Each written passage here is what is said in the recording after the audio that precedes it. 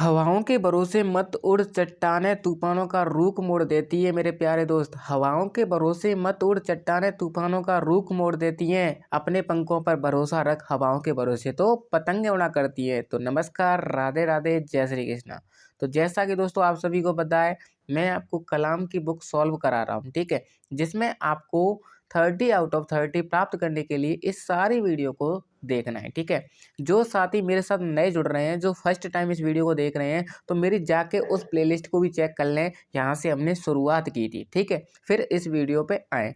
तो मैं सबसे पहले आपको बोलना चाहूँगा, बिल्कुल जो भी साथी रीट एग्जाम को अच्छे नंबरों से पास करना चाहते हैं, वो प्रीवियस ईयर के क्वेश्चन पेपर जरूर सॉल्व करें, जो हमारे चैनल पर कराए जा रहे हैं। बिल्कुल आप प्लेलिस्ट चेक कर सकते हैं, ठीक है। तो आज के इस सेशन में हम कंटिन्यू करने वाले हैं। कल हमने यहाँ पर छोड़ा था शिक्षण विधियाँ, हिंदी की शिक्षण विधियों को यहाँ पर छोड़ा था, वहीं से स्टार्ट करने वाले हैं। और मैं आपको बता दूं, कलाम की जितनी भी बुकलेट हैं, मैं इसी चैनल पे आपको सॉल्व कराने वाला हूं। अगर कोई भी आपको ज़रूरत हो किसी भी बुकलेट की, तो आप टेलीग्राम चैनल ज्वाइन कर लें, वहाँ पे मैंने सभी डाल रखी हैं और उनके सॉल्यूशन के लिए आप ये वीडियोस देख सकते हैं। आपकी नैया पार हो जाएगी, ठीक है। तो ये रीट प्री और मेंस दोनों के लिए हेल्पफुल रहने वाली है। तो इंपॉर्टेंट क्लास है, आपको शुरू से एंड तक जरूर देखना है, ठीक है, स्किप नहीं करना है।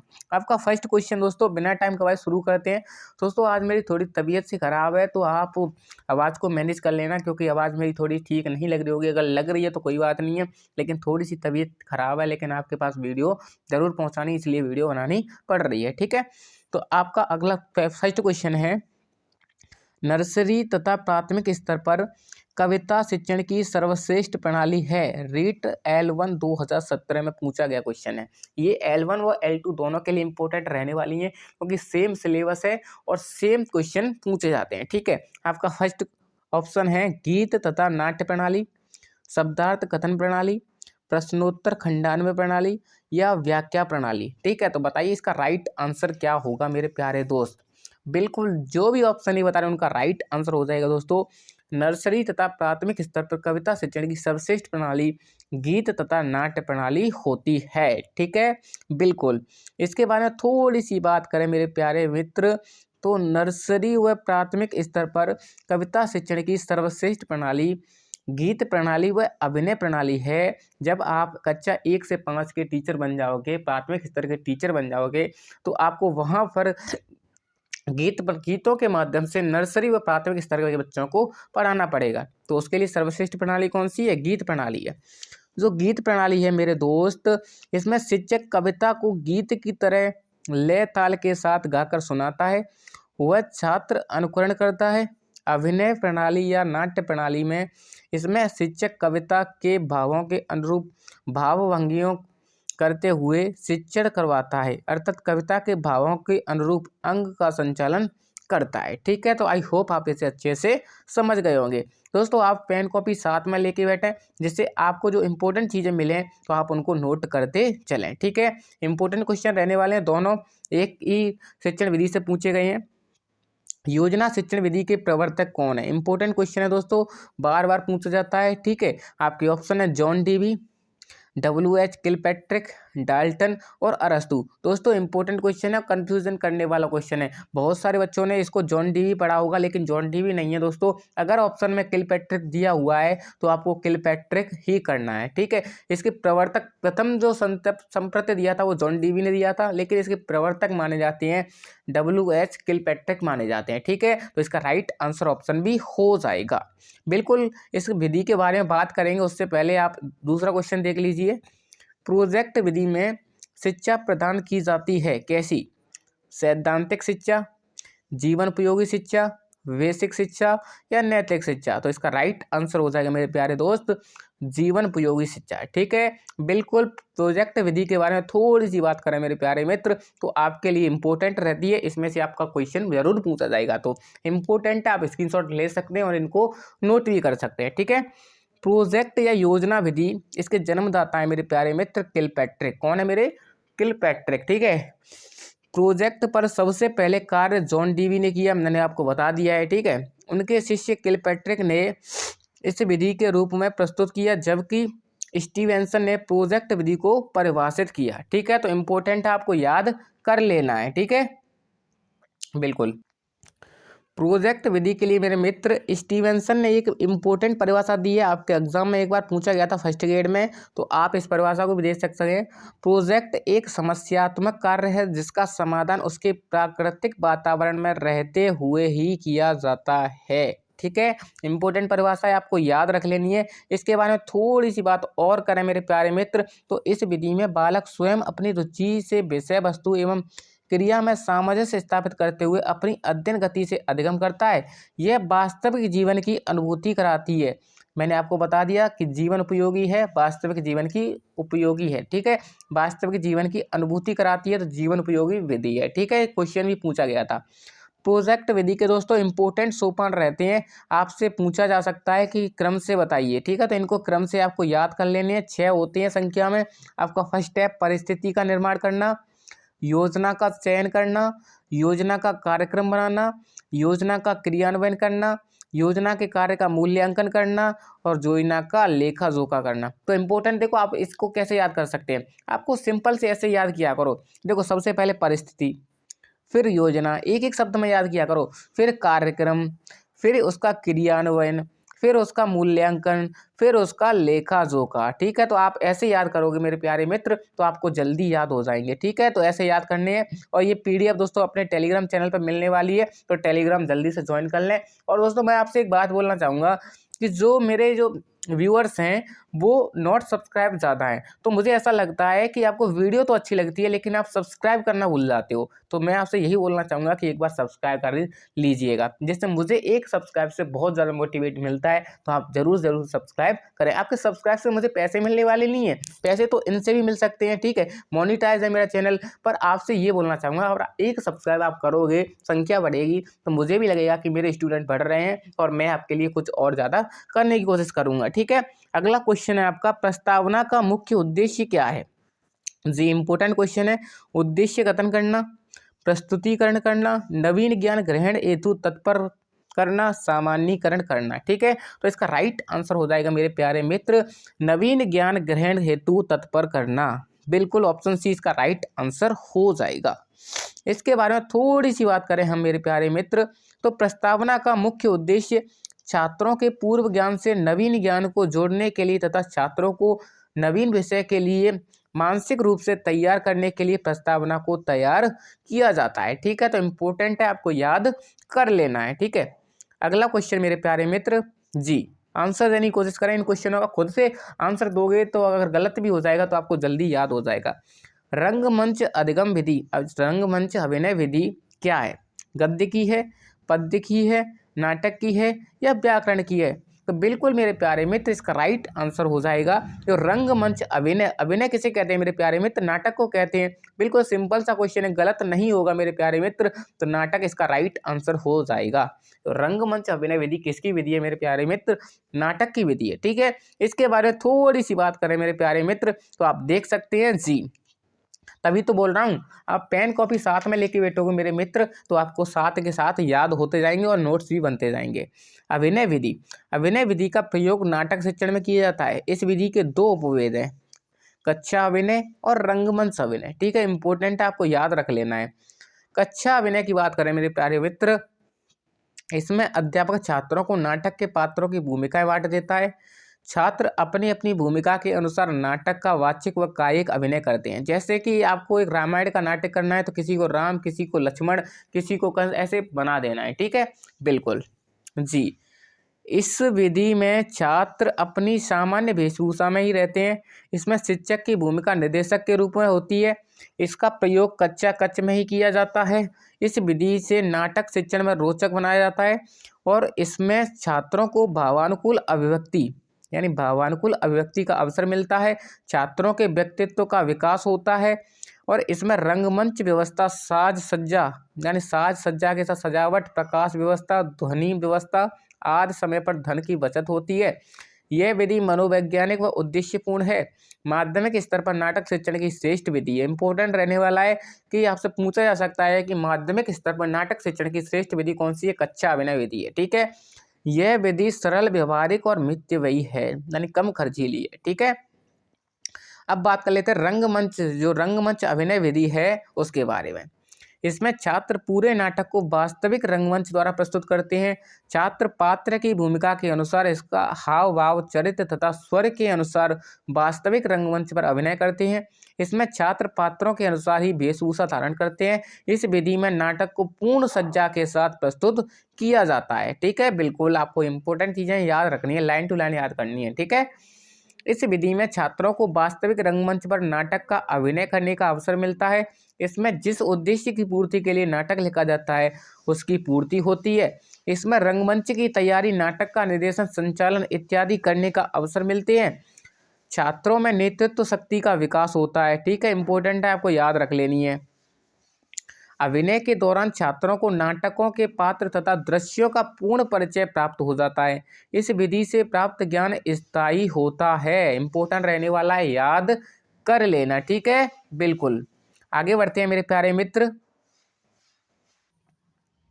बिल्कुल अगला प्रश्न है मेरे प्यारे मित्र, बिल्कुल बताइए इसका राइट आंसर क्या होगा। जी, उद्बोधन विधि का उपभेद नहीं है। बिल्कुल, दृश्य विधान विधि, अभिनय विधि, कहानी विधि या अनुवाद। बिल्कुल बिल्कुल बिल्कुल, देखो उद्बोधन विधि है वो प्यारे मित्र गद्य की विधि है। किसकी विधि है वो दोस्तों?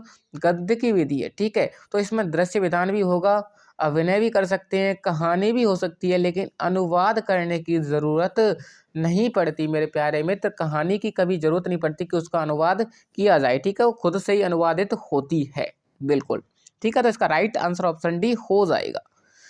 बिल्कुल, उद्बोधन विधि के बारे में थोड़ी सी बात करें मेरे प्यारे मित्र, तो उद्बोधन विधि रचना के लिए प्रस्तुत विषय के संबंध में विद्यार्थियों की जिज्ञासा जागृत की जाती है और ज्ञात सामग्री को क्रमबद्ध रूप से व्यक्त करने के लिए उन्हें प्रेरित किया जाता है। छात्रों से भाव, विचार तथा तथ्यों को प्रकाशित करने के लिए शिक्षक प्रश्नों की सहायता लेता है।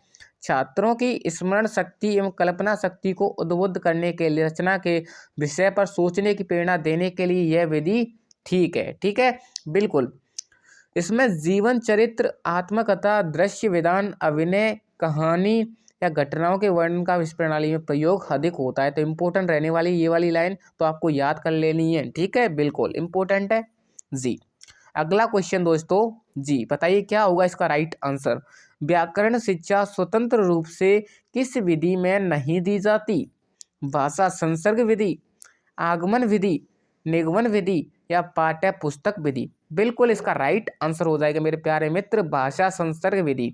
निगमन विधि में दी जा सकती है, नहीं दी जा सकती है, सॉरी, आगमन विधि में दी जा सकती है मेरे प्यारे मित्र, पाठ्य पुस्तक विधि में भी दी जा सकती है, लेकिन भाषा संस्कृत में दोस्तों भाषा ही सिखाई जाती है। ठीक है, बिल्कुल इसका राइट आंसर ऑप्शन ए हो जाएगा।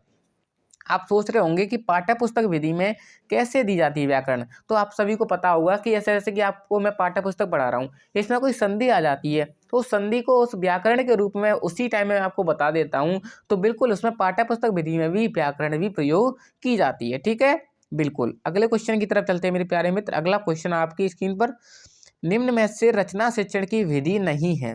प्रवचन विधि, निर्देशन विधि, प्रश्नोत्तर विधि या भाषा संसर्ग विधि। बताइए क्या होगा इसका राइट आंसर। बिल्कुल जी, तो जो भी ऑप्शन डी बता रहे हैं उनका राइट आंसर हो जाएगा मेरे प्यारे मित्र। रचना शिक्षण में दोस्तों प्रवचन भी दी जाते हैं, प्रश्नोत्तर भी किए जाएंगे, निर्देशन भी दिए जाएंगे, लेकिन भाषा नहीं सिखाई जाती मेरे प्यारे मित्र। भाषा के लिए ओनली भाषा संस्कृत विधि है, इसमें ना तो गद्य पद्य ना व्याकरण दी जाती है। ठीक है, तो इम्पोर्टेंट रहने वाली है, आपको याद कर लेना है। बिल्कुल थोड़ी सी इसकी परिभाषाओं के बारे में बात करें मेरे प्यारे मित्र, तो रचना शिक्षण की विधियां देख लेते हैं कौन कौन सी हैं, एक लाइन में आपको देख लेना है। ठीक है, मार्गदर्शन या निर्देशन विधि है, समवाय विधि है, रूपरेखा विधि है, अनुकरण विधि है, स्वाध्याय विधि है, समीक्षा विधि है, प्रश्नोत्तर विधि है, भाषा यंत्र विधि है, चित्र वर्णन विधि है, उद्बोधन विधि है, प्रवचन विधि है, तर्क अथवा वाद विवाद विधि है। ठीक है, तो इम्पोर्टेंट रहने वाली है, आपको याद कर लेना है। जो भाषा संस्करण विधि है दोस्तों, यह एक व्याकरण की विधि है, लेकिन इसमें व्याकरण नहीं पढ़ाई जाती है, स्वतंत्र रूप से नहीं पढ़ाई जाती है। भाषा संस्करण के दो उपनाम है, प्रासंगिक विधि और अव्याकृति प्रणाली। ठीक है, तो इम्पोर्टेंट है, आप याद कर सकते हो। बिल्कुल अगला क्वेश्चन जी, किस शिक्षा शास्त्री के अनुसार स्कूल एक बाग है, अध्यापक एक माली है और बच्चे पौधे के समान हैं? बिल्कुल फ्रॉवेल, मॉन्टेसरी, मॉरिशन या वेलार्ड? बिल्कुल इसका राइट आंसर हो जाएगा मेरे प्यारे मित्र फ्रॉवेल। इसका डिस्क्रिप्शन देखेंगे उससे पहले इसी से संबंधित एक और क्वेश्चन देख लेते हैं। कविता शिक्षण की प्रश्नोत्तर प्रणाली को किस नाम से जाना जाता है? व्याख्या प्रणाली, खंडान्वय प्रणाली, शब्दार्थ प्रणाली या व्यास प्रणाली? बिल्कुल इसका राइट आंसर हो जाएगा मेरे प्यारे मित्र खंडान्वय प्रणाली। बिल्कुल जो भी ऑप्शन भी बता रहे हैं उनका राइट आंसर हो जाएगा। दोस्तों इसकी व्याख्या के बारे में थोड़ी सी बात करें हम तो कविता की एक एक पंक्ति व उसके एक एक खंड पर प्रश्न पूछते हैं। बालकों से उत्तर प्राप्त करते हुए यथा आवश्यक स्वयं स्पष्ट करते हुए कविता का अर्थ बताने की विधि प्रश्नोत्तर व खंडान्वय विधि कहलाती है। बिल्कुल इस विधि में पद्यांश के खंड खंड करके प्रत्येक तथ्य भाव व विचार से संबंध से प्रश्न पूछा जाता है और अभीष्ट उत्तर प्राप्त करते हुए संपूर्ण विषय वस्तु का परिचय छात्रों को करा दिया जाता है। जैसे कि प्रीति कर काहू सुकना लहो, प्रीति कर काहू सुकना लहो, प्रेम करने का क्या परिणाम होता है आपसे पूछ लेता हूँ। जैसे कि ये इसमें आ गया प्रेम, तो प्रेम करने का क्या परिणाम होता है। ऐसी प्रीति पतंग करी दीपक सो, तो पतंगा किसको प्रेम करता है। ऐसे सिंपल आपको क्वेश्चन पूछे जाते हैं बीच बीच में, तो उसे कौन सी विधि कहते हैं? खंडान्वय या प्रश्नोत्तर विधि कहते हैं। ठीक है, आई होप आप इसे अच्छे से समझ गए होंगे। अगला क्वेश्चन जी, निम्नलिखित में से उपन्यास शिक्षण का उद्देश्य नहीं है, बताओ भावी अध्यापक एवं अध्यापिकाओं क्या होगा इसका राइट आंसर? छात्रों को स्वस्थ मनोरंजन की ओर उन्मुख करना, छात्रों को द्रुत गति से मौन वाचन का अभ्यास कराना, अभिनय में निपुणता प्रदान करना, भाषा एवं शैली के प्रचलित रूपों से परिचित कराना। बिल्कुल बताइए इसका राइट आंसर क्या हुआ? जो भी ऑप्शन सी बता रहे हैं उनका राइट आंसर हो जाएगा दोस्तों, क्योंकि दोस्तों छात्रों को स्वस्थ मनोरंजन की उन्मुख होती है। बिल्कुल होता है। छात्रों को द्रुत गति से मौचन वाचन का अभ्यास होता है। बिल्कुल होता है। भाषा एवं शैली के प्रचलित रूपों को परिचित किया जाता है। लेकिन अभिनय में निपुणता का प्रदान करना, बिल्कुल ये नेगेटिव पॉइंट है, ये नहीं हो सकता। ठीक है, बिल्कुल। इसके बारे में थोड़ी सी बात करें तो आपको पता होना चाहिए कि उपन्यास का शाब्दिक अर्थ होता है सामने रखना। इंपॉर्टेंट है, आपसे पूछा जा सकता है उपन्यास का शाब्दिक अर्थ क्या होता है? सामने रखना। परिभाषा, समस्त घटनाक्रम को पाठक के समक्ष क्रमबद्ध और व्यवस्थित रूप से प्रस्तुत करना क्या कहलाता है मेरे प्यारे मित्र? उपन्यास कहलाता है। ठीक है, उपन्यास शिक्षण के जो प्रमुख उद्देश्य हैं वो ये दे रखे हैं। छात्रों को स्वस्थ मनोरंजन की ओर उन्मुख करना, छात्रों को द्रुत गति से मौन वाचन का अभ्यास कराना, भाषा एवं शैली के प्रचलित रूपों को परिचित कराना, छात्रों की कल्पना शक्ति तथा चिंतन मनन की शक्ति तथा ग्रहात्मक व समालोचनात्मक को विकसित करना। ठीक है, तो इम्पोर्टेंट रहने वाले हैं, आप इनको याद कर सकते हो। ठीक है, बिल्कुल। आगे बढ़ते हैं जी। बिल्कुल, अगला क्वेश्चन आपकी स्क्रीन पर, भाषा प्रयोगशाला में नहीं होता, क्या नहीं होता? Mobile phone, microphone, tap recorder या वीडियो रिकॉर्डर? बिल्कुल बताइए क्या होगा इसका राइट आंसर? जी, मोबाइल फ़ोन नहीं होता मेरे प्यारे मित्र। आपको ये अंदाज़ लगा लेना है कि भाषा प्रयोगशाला विधि बहुत पहले की है, तब मोबाइल नहीं होते थे, माइक्रोफोन होते थे, टैप रिकॉर्डर भी होते थे, वीडियो रिकॉर्डर भी होते थे, लेकिन मोबाइल फ़ोन नहीं होते थे। ठीक है, इसका राइट आंसर ऑप्शन ए हो जाएगा। कितना इंपॉर्टेंट क्वेश्चन आपसे पूछा गया है। भाषा प्रयोगशाला विधि के बारे में थोड़ी सी बात आपको पता होनी चाहिए मेरे मित्र कि विश्व की पहली भाषा प्रयोगशाला का निर्माण अमेरिका में हुआ और इसके प्रवर्तक हैं लॉरेंस स्टूलरो और डेनियल डेविस। तो इम्पोर्टेंट रहने वाले हैं, दोनों आपको याद कर लेने हैं। ठीक है, यह एक कच्चा शिक्षण की पूरक विधि है। कक्षा में जो पढ़ाया जाता है उससे संबंधित अभ्यास कराया जाता है। इसमें प्रयोगशाला में छोटे छोटे कैबिन होते हैं जिसमें छात्र बैठते हैं। ठीक है, इनको श्रवण प्रकोष्ठ भी कहते हैं, इनको श्रवण प्रकोष्ठ भी कहते हैं। ठीक है, एक यहाँ बना, एक यहाँ बना, एक यहाँ बना, जिससे बच्चे नकल ना कर सकें और एक दूसरे से क्वेश्चन ना पूछ सकें। प्रत्येक कैबिन में शीर्ष ध्वनि यंत्र, headphone, microphone, tap recorder, video recorder और कुछ कैसेट होते हैं। ठीक है, तो जो ज़रूरी चीज़ें हैं वो आपको बता दी हैं, बिल्कुल आप इनको याद कर सकते हैं। ठीक है, पीडीएफ के लिए टेलीग्राम चैनल ज्वाइन कर सकते हैं। अगला क्वेश्चन जी, बिल्कुल, शिक्षण में सबसे महत्वपूर्ण कार्य है विषय निर्धारण करना, उद्देश्य निर्धारण करना, बिंदु निर्धारण करना या समय निर्धारण करना। तो इसका राइट आंसर हो जाएगा मेरे प्यारे मित्र बिल्कुल उद्देश्य निर्धारण करना सबसे महत्वपूर्ण कार्य है। जैसा कि आप सभी को पता है कि अगर आपका उद्देश्य सही नहीं है तो आपका काम भी सही नहीं होगा, इसलिए उद्देश्य का सही होना बहुत महत्वपूर्ण होता है। ठीक है, जैसे कि थोड़ी सी बात करें इनके बारे में, तो शिक्षण एक उद्देश्यनिष्ठ प्रक्रिया है।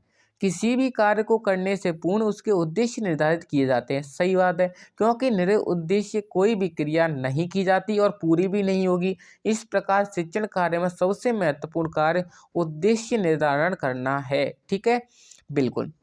शिक्षण उद्देश्य की थोड़ी सी बात करें तो उद्देश्य शब्द उद उपसर्ग पूर्वक दिश धातु के योग से बना है, जिसका शाब्दिक अर्थ होता है दिशा या निर्देश देना। ठीक है, बिल्कुल। शिक्षा के क्षेत्र में शिक्षण कार्य करते समय जो हमारी मूल धारणाएं, इच्छाएं, प्रवृत्तियां या प्रेरक तत्व होते हैं वे ही शैक्षिक उद्देश्य होते हैं, क्योंकि इन्हीं के माध्यम से शैक्षिक कार्यों की प्रगति की जाती है। तो इम्पोर्टेंट परिभाषाएं आपको याद रखनी है। ठीक है, बिल्कुल।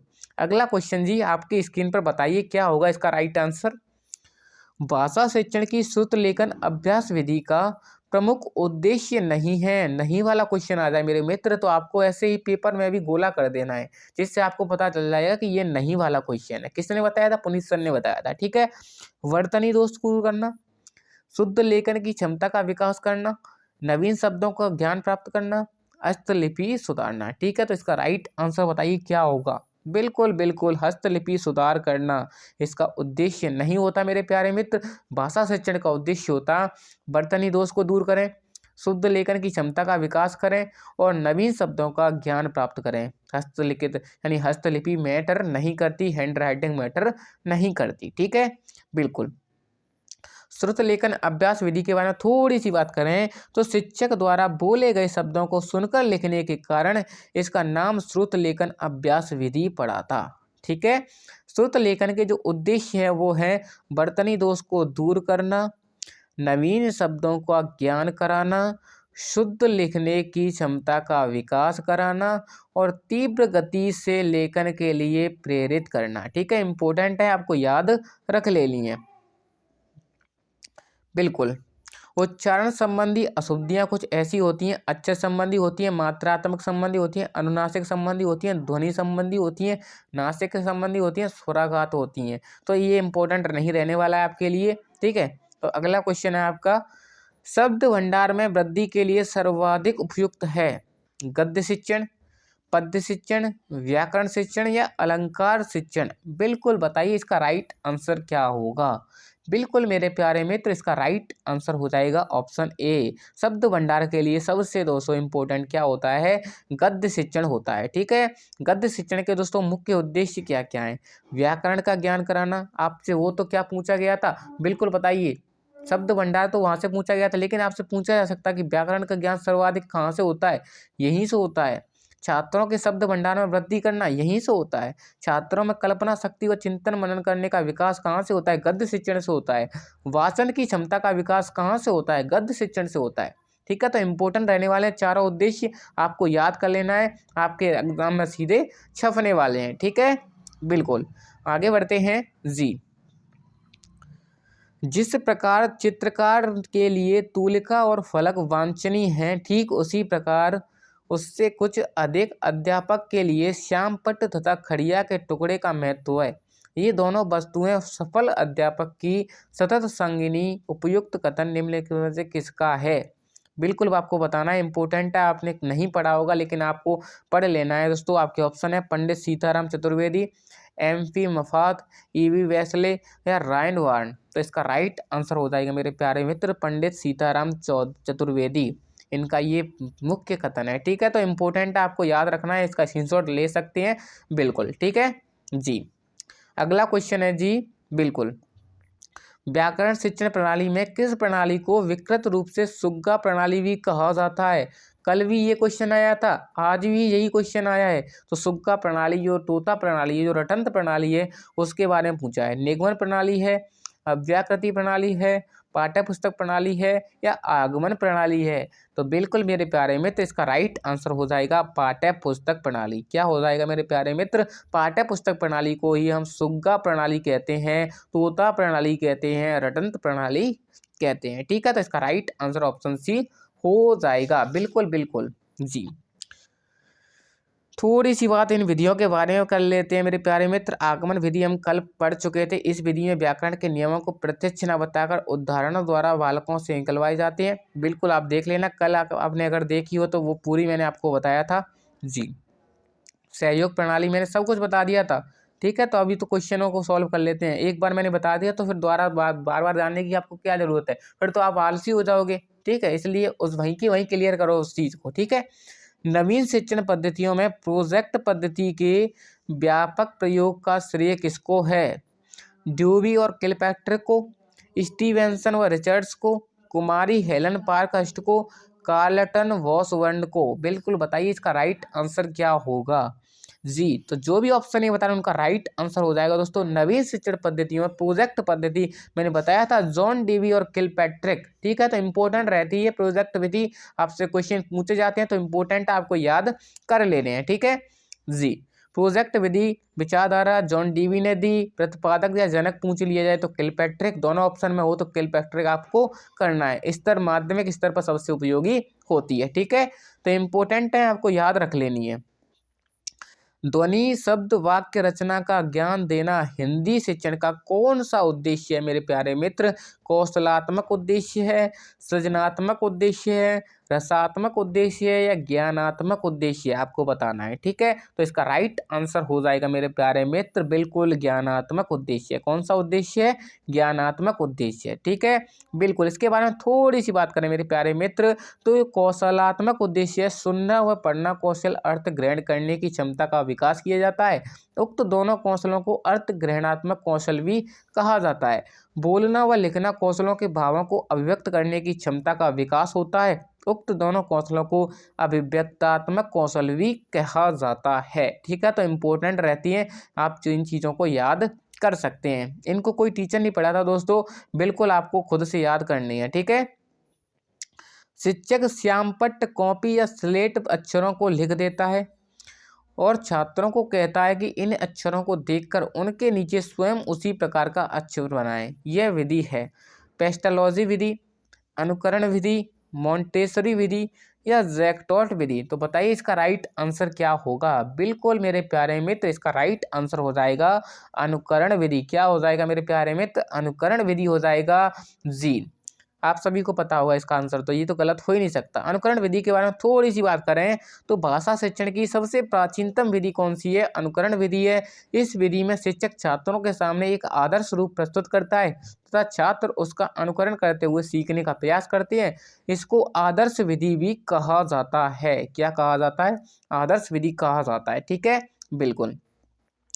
पेस्टलॉजी अनुकरण विधि, इसमें अक्षर के खंड किस कर करके सिखाया जाता है। बिल्कुल आपको याद रखना है, अक्षर के खंड कर करके सिखाया जाएगा, खंडों को आपस में जोड़कर लिखते हैं। ठीक है, बिल्कुल। मोंटेसरी विधि, यह खेल खेल के सिद्धांत पर आधारित है। इसमें प्लास्टिक या लकड़ी के कार्ड या गत्तों पर अक्षरों की आकृति उभार दी जाती है। छात्र उन उंगलियों से फेराकर अक्षर के स्वरूप से परिचित होते हैं। ठीक है, बिल्कुल। जैक्टॉट विधि के बारे में बात करें तो जैक्टॉट प्रणाली अनुकरण विधि है। इसमें छात्र अध्यापक द्वारा लिखे हुए अभ्यास पुस्तिका में लिखे हुए का अनुकरण करते हैं, स्वयं ही लिखकर संशोधन करते हैं। ठीक है, बिल्कुल। आई होप आप इसे अच्छे से समझ गए होंगे। अगला क्वेश्चन जी, बिल्कुल। लिखने की शिक्षण विधि पेस्टालॉजी विधि है। वर्ण के छोटे छोटे खंड कर उन खंडों का योग करना, गत्ते अधिक बने बनने पर वर्णों पर अंगुली घुमाना, पहले पढ़ना फिर वर्ण लिखना, श्याम पट्ट पर वर्ण को देख देख कर लिखना। मैंने अभी आपको बताया था वर्ण को छोटे छोटे खंडों में उन खंडों का योग करना। तो इसका राइट आंसर ऑप्शन ए हो जाएगा। बिल्कुल। अगला क्वेश्चन जी इम्पोर्टेंट रहने वाला है। इस विधि में अध्यापक स्वयं नाटक का वाचन करता है, किंतु यह वाचन वस्तुत वाचिक अभिनय होता है और पात्रों के लिए अनुकूलन भाषा के उतार चढ़ाव आता रहता है। उपयुक्त पंक्ति में नाटक शिक्षण की कौन सी प्रणाली है? दोस्तों आज थोड़ी तबीयत सी खराब है तो आप आवाज़ को थोड़ी मेंटेन करते रहना, आपके लिए वीडियो लाना ज़रूरी था, इस वजह से मैंने वीडियो डाली है। व्याख्या प्रणाली है, रंगमंच अभिनय प्रणाली है, आदर्श नाट्य प्रणाली है, संयुक्त प्रणाली है। बिल्कुल, तो इसका राइट आंसर क्या हो जाएगा? जी, ऑप्शन सी इसका राइट आंसर हो जाएगा, आदर्श नाट्य प्रणाली। ठीक है, तो आप इस वीडियो को ज़्यादा से ज़्यादा शेयर करें उन दोस्तों के पास जो फर्स्ट टाइम रीट का एग्ज़ाम दे रहे हैं। तो आपको उनकी मेहनत को परखना है कि उन्होंने क्या क्या पढ़ लिया, तो इससे पता चल जाएगा। भाषा शिक्षण की विधियों में कौन सी विधि प्राथमिक विद्यालय के बच्चों के लिए नितांत व्यर्थ है? डाल्टन प्रणाली, प्रोजेक्ट प्रणाली, मोंटेसरी पद्धति या किंडरगार्टन पद्धति। 605 में दोस्तों बताइए क्या होगा इसका राइट आंसर? तो बिल्कुल प्यारे मित्र, इसका राइट आंसर हो जाएगा ऑप्शन ए। क्या हो जाएगा? Option A. ठीक है, अगला क्वेश्चन मेरे प्यारे मित्र, जी इंपॉर्टेंट क्वेश्चन रहने वाला है। शिक्षण विधियों में ज्ञानेंद्रियों को शिक्षा पर विशेष बल देने वाली पद्धति स्वाध्याय विधि है, मॉन्टेसरी विधि है, किंडरगार्टन पद्धति है या डाल्टन पद्धति है? तो इसका राइट आंसर हो जाएगा प्यारे मित्र मॉन्टेसरी विधि। कौन हो जाएगा? मॉन्टेसरी विधि हो जाएगा। ठीक है, बिल्कुल। ज्ञानेंद्रियों पर सबसे ज़्यादा फोकस करने वाली कौन सी विधि है मेरे प्यारे मित्र? इंपॉर्टेंट विधि है, याद रख लेना है। इसके बारे में हम पहले जान चुके हैं तो इतना जानने की जरूरत नहीं है। अगला क्वेश्चन, निम्नलिखित में से रचना शिक्षण का उद्देश्य नहीं है। हमने पहले रचना शिक्षण के उद्देश्य पढ़े थे, तो ये क्वेश्चन आपका गलत नहीं होना चाहिए। मुझे कमेंट करके बताओ इसका राइट आंसर क्या होगा। और दोस्तों मैं आपसे यही निवेदन करूंगा कि इस लाइव सेशन, इस वीडियो को ज़्यादा से ज़्यादा शेयर करें उन दोस्तों के पास जो फर्स्ट टाइम एग्जाम दे रहे हैं, और आप मुझे भी सपोर्ट करते हुए इस वीडियो को ज़्यादा से ज़्यादा शेयर करें, और प्लीज़ लाइक शेयर ज़रूर करें और सब्सक्राइब करना ना भूलें, क्योंकि मैंने आपको बता दिया है कि सब्सक्राइब कम करते हैं और व्यू ज़्यादा आते हैं। ठीक है, तो आप सब्सक्राइब ज़रूर करें। बिल्कुल, तो लाइव सेशन को यहीं समाप्त करते हैं। बिल्कुल, थैंक यू, धन्यवाद।